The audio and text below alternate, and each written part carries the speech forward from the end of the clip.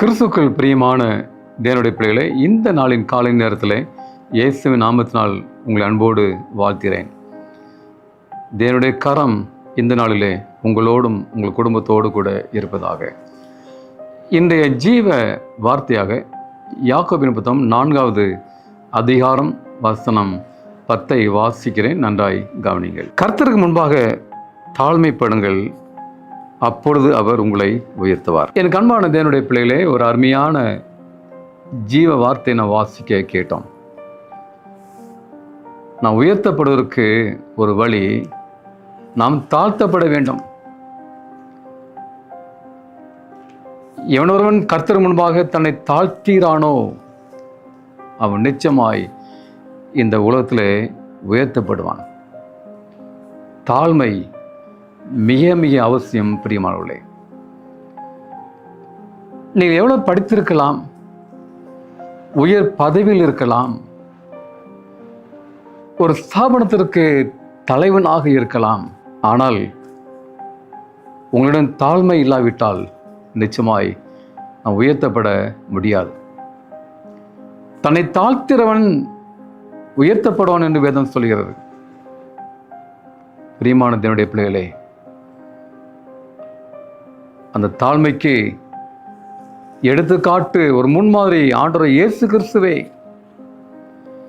அவர் சிலுவையின் மரண பரிந்தம் தம்மை தாமே தாழ்த்தினார். அவர் யார்? கடவுள், உலகத்தை படைத்த கடவுள், உலகத்தை உண்டாக்கினவர், உலகத்தின் அண்ட சராசரத்தை உண்டாக்கினவர், என்னையும் உங்களையும் உண்டாக்கினவர். அவர் மானிட அவதாரமாய் ஏழ்மையின் கோலத்தில் இந்த உலகத்திற்கு வந்தாரே. பிரியமானவர்களே, தன்னை முற்றிலுமாய் தாழ்த்தினாரே. எனவே அவர் உயர்த்தப்பட்டார். அன்பான தேவனுடைய பிள்ளைகளே, தாழ்மையே இந்த வாழ்க்கைக்கு வெற்றி வகுக்கும். இயேசு கிறிஸ்து தம்மை தாழ்த்தினார். எனவேதான் மனுக்குலத்திற்கு ஒரு பெரிய வெற்றி கிடைத்தது. ஏன் நம்முடைய வாழ்க்கையில் நாம் உயர்த்தப்படவில்லை, தோல்வி அடைகிறோம்? எவ்வளவு படிப்பிருந்தும் பதவி இருந்தும் ஏன் அவமானங்கள், உயர்வில்லை? காரணம், நம்மை தாழ்த்தவில்லை. பிரியமானவர்களே, தாழ்மையின் குணம் நமக்கு வேண்டும். இயேசு கவனித்து பாருங்கள்.